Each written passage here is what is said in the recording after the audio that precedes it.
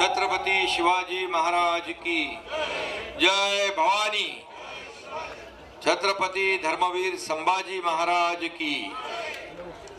सर्वप्रथम राजमाता जिजाऊंना मानाचा मुजरा करतो आणि आजच्या या शिवजयंती उत्सवाला उपस्थित आपले लोकप्रिय मुख्यमंत्री देवेंद्र फडणवीस जी, आपले उपमुख्यमंत्री अजितदादा पवार जी, आपले मंत्री सांस्कृतिक विभाग आशिष शेलार, आपला आमदार शरददादा सोनावणे, अतुल बेनके, आशाताई बुचके, व्यासपीठावरील सर्व सन्मान्य मान्यवर आणि सर्व उपस्थित शिवप्रेमी बंधू भगिनी, लाडक्या बहिणी व लाडके भाऊ, सर्वांनाच खूप खूप शुभेच्छा। आणि आपल्या सगळ्यांचा आराध्य दैवत हिंदवी स्वराज्य संस्थापक छत्रपती युगप्रवर्तक छत्रपती शिवाजी महाराजांना कोटी कोटी वंदन करतो। ज्या भूमीवर शिवरायांचा जन्म झाला तिथे सर्वप्रथम शिवरायांचे पाय लागले, त्या ठिकाणी आपण आज उभे आहोत। ती भावनाच अतिशय वेगळी आहे आणि अतिशय रोमांचकारी आहे। खरं म्हणजे हिंदू धर्मात 3.5 मुहूर्तांना महत्त्व आहे, परंतु तमाम शिवप्रेमींसाठी या 3.5 मुहूर्तांपेक्षाही शिवजन्माचा मुहूर्त सर्वात अनमोल आहे असं म्हटलं तर वावगं ठरणार नाही। ज्यानं मराठी अस्मितेला, मराठी स्वाभिमानाची ठिणगी पेटवली, त्या शिवप्रभूंच्या जयंतीसारखा दुसरा शुभमुहूर्त असू शकत नाही। जिथं गवताला भाले फुटतात ती शिवनेरीची पवित्र भूमी आहे। महाराष्ट्र धर्म जिथे जागला ती शिवरायांची भूमी आहे। महाराष्ट्राचा देव जिथे वास करतो ती महाराष्ट्राची देवभूमी आहे। त्या शिवनेरी, त्या देवभूमी शिवनेरीची माती कपाळाला लावून आपण सगळेजण संकल्प करतो की शेवटच्या रक्ताच्या शेवटच्या थेंबापर्यंत या महाराष्ट्राच्या विकासासाठी आम्ही संघर्ष करत असतो। शिवछत्रपतींच्या तलवारीने कोरून काढलेले स्वराज्य आपल्याला मिळाले। या महाराष्ट्रात शिवरायांना अभिप्रेत असलेले सुराज्य निर्माण व्हावं यासाठी आमचं महायुती सरकार कटिबद्ध आहे। आमचे सर्व सहकारी, आमची सर्व टीम आजवर कल्याणकारी राज्यासाठी प्रयत्न केले आणि यापुढे प्रयत्न करत राहतील असा विश्वास या ठिकाणी व्यक्त करतो। शिवाजी महाराजांच्या या गडकिल्ल्यावर जेव्हा जेव्हा आम्ही कधी येतो तेव्हा तेव्हा एक वेगळी ऊर्जा मिळते, प्रेरणा मिळते। शिवरायांचे किल्ले फक्त आपल्याला पाहायला आवडत नाहीत, आवडतात असं नाही, तर ते शिवरायांचा आणि मावळ्यांचा पराक्रमाचे साक्षीदार आहे। देशात आणि विदेशातही या गडकोट किल्ल्यांची लोकप्रियता आहे। छत्रपतींचा जन्म झाला तो हा शिवनेरी, स्वराज्याची राजधानी रायगड, अनेक गडकिल्ले हे आपले प्रेरणास्थान आहे। हे किल्ले दगडमातीचे असले तरी त्यांच्यात शिवरायांनी आणि त्यांच्या हजारो मावळ्यांनी प्राण फुंकले आहेत। हे गडकिल्ले एक इंजिनिअरिंग मार्वल आहे। बघा, इथे किल्ल्यावर पाणी इतक्या उंचावर, जसे आपण पाहतो समुद्राच्या पाण्याने वेढलेल्या भागात शिवरायांनी जलदुर्ग बांधले आणि त्या जलदुर्गावर गोड्या पाण्याच्या विहिरी कशा आल्या असतील, ते काय आर्किटेक्चर असेल, काय इंजिनिअरिंग असेल, ते खरं म्हणजे छत्रपती शिवाजी महाराज हे असामान्य व्यक्तिमत्व, महापुरुष होते। आणि म्हणूनच आपल्या महाराष्ट्रातल्या 11 किल्ल्यांचा प्रस्ताव युनेस्कोकडे गेला वर्ल्ड हेरिटेजसाठी, त्यात आपला शिवनेरी किल्ला सुद्धा आहे, हे देखील आपलं भाग्य आहे।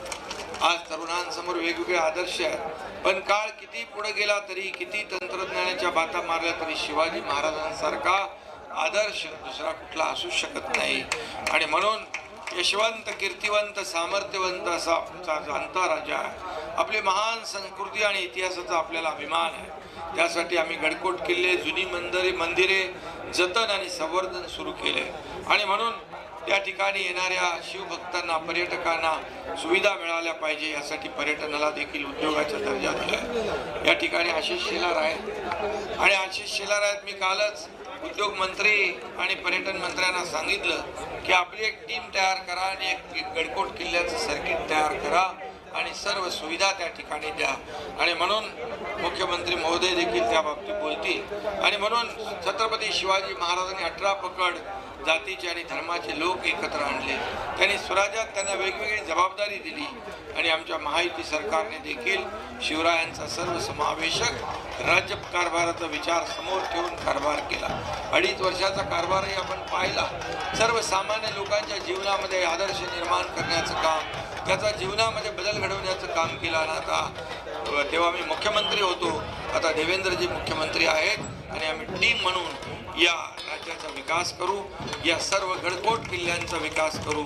शिवरायांची राजनीती, न्यायनिवाडा, परराष्ट्र धोरण, आरमार उभारणी, युद्धनीती याची माहिती देणारी आज्ञापत्रे आपल्याकडे आहेत. आणि म्हणून स्वराज्याची निर्मिती करताना राजांनी पर्यावरणाचं रक्षण देखील केलं.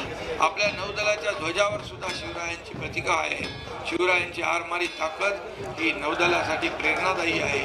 आणि काही दिवसापूर्वी आदरणीय प्रधानमंत्री महोदयांनी मुंबईत 3 युद्धनौकांचं राष्ट्रार्पण केलं. त्यावेळी प्रधानमंत्री महोदयांनी शिवरायांच्या आरमाराचा अभिमानाने उल्लेख केला.